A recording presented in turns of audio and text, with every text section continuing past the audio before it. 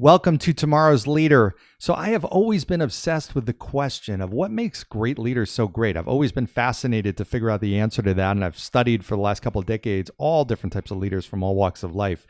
And I remember for a period of time, I used to feel and think that a leader was born a leader. You know, you kind of either had it or you didn't have it. I remember thinking, okay, well, there's kind of some must-haves to be this really impactful, influential person. For example, you have to have this bigger-than-life personality. You know, some of the leaders I looked at always had that magnetism. You know, you kind of walk into a room and you always put your eyes on them. And then you start to look around at some great leaders that don't have that. I mean, you've got Bill Belichick, one of the most successful NFL coaches of all time, who's a severe introvert, right? Doesn't like crowds or talking even much. You've got people like Princess Diana, who was an unbelievably influential leader, also very, very much an introvert, very shy. So that wasn't it. I remember thinking that they have to be this ultra intelligent, super highly educated person to be this great, impactful leader. And that's definitely not it, because there's tons of unbelievable leaders that never went to, in some cases, high school or college. You got people like Steve Jobs, Henry Ford. You got people like Richard Branson as well, incredibly successful. Richard Branson actually had dyslexia. His teachers thought he was either lazy or dumb or both. Yet he's become an incredibly effective leader. In fact, he credits dyslexia, by the way, as a strength, really, because it forced him to kind of think bigger picture rather than getting caught in the weeds and stuff like that. So that wasn't it. And then I thought, okay, well, they've got to be these incredible communicators, right? You got to be able to stand in front of this big group of people and have kind of the silver tongue and gift of gab. But then again, you've got other great leaders that never had that. You got people like Gandhi, who actually had a major fear of public speaking. He, believe it or not, was an attorney before he became the Gandhi that we know. He failed as an attorney. And the reason he failed is he could not speak in public. He literally could not do a closing argument. He ran out of a courtroom and failed. You've got other people like Warren Buffett, unbelievably successful financial leader, who also feared standing up in class.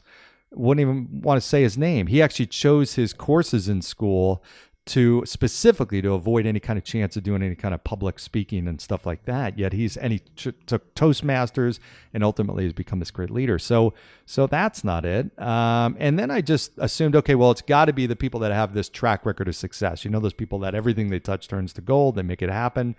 And then you've got countless examples of other leaders who never really had big success or a track record of success, we'll say. People like Lincoln, who failed in business, failed in many things in life, went bankrupt, lost 7 elections, yet he's been regarded as one of our most successful presidents of all time. You've got leaders in entertainment industries, people like Oprah Winfrey. Oprah was fired from her first job for being dull or lacking skills to be on TV. They said she shouldn't be on TV. And yet she's become unbelievably successful. Literary leaders like J.K. Rowling, who had Harry Potter, before it went on to make $2 billion, was rejected by 12 publishers. One of them actually sent her a letter saying, okay, you should probably take a writing course at a local college. So all kinds of stuff. So I guess what that prompted me to then say, if it's not all this stuff, what is leadership? Like, what do these great leaders have, or what do they do, or what do they possess?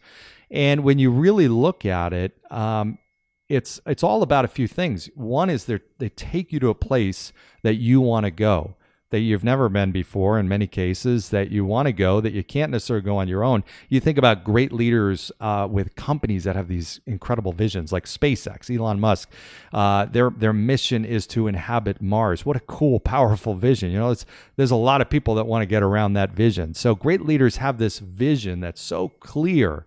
It's compelling. It causes people to get drawn toward them because they want not just to be around that leader, they want to follow that leader and on that journey.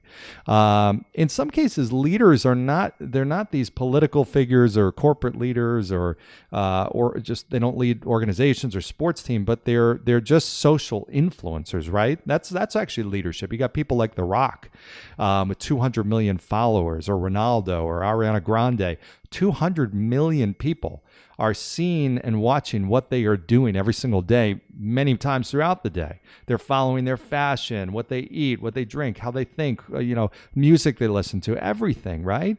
I mean, that's leadership, right? They're people that we may want to emulate. That's another thing. Another part is the fact great leaders make us feel a certain way, right?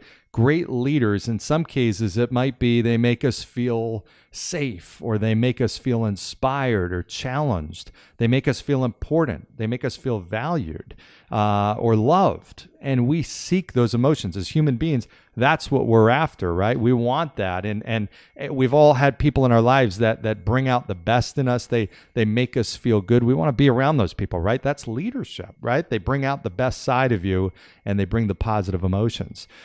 Bottom line is, leaders bring you to a place that you wouldn't be able to go on your own. They make you better, right? They push you.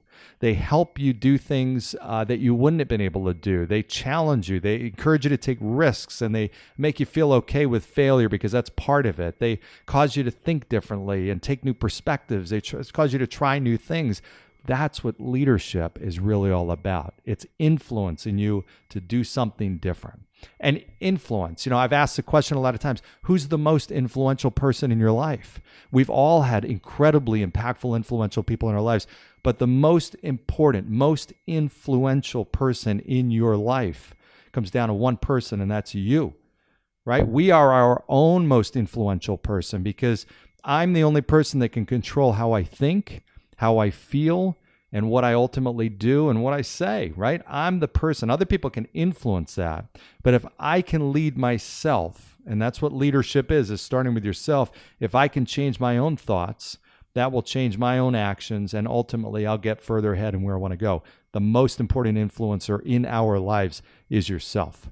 So I'm welcoming you and encouraging you and inviting you to join me on my journey as we go through our series of podcasts called Tomorrow's Leaders. My mission is to make learning leadership fun, exciting, and help bring great leaders to the table, because we're going to learn from a lot of different types of people, all different walks of life, leading different organizations, small, large, all kinds of different places and people, and we're going to have a lot of fun doing it. So I encourage you to join me on this journey as we take this together, and I look forward to seeing you at the next episode. Thanks.